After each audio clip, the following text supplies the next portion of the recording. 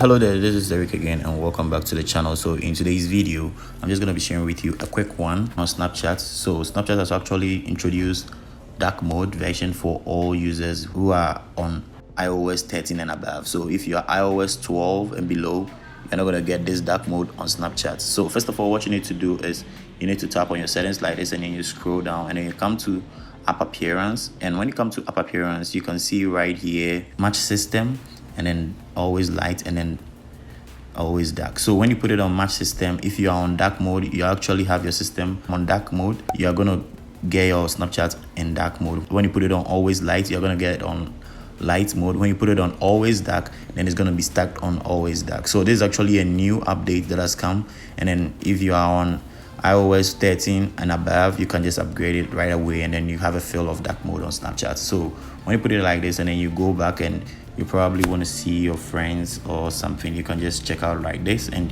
you're going to see everything in dark mode on Snapchat. So I think this is very cool. It's a new update. Y'all need to try it out. So that is all about dark mode, and if this was helpful, just give it a thumbs up. Don't forget to subscribe to the channel. Share to anyone you think this is going to be helpful to them. And without further ado, I'm just going to catch you in the next video.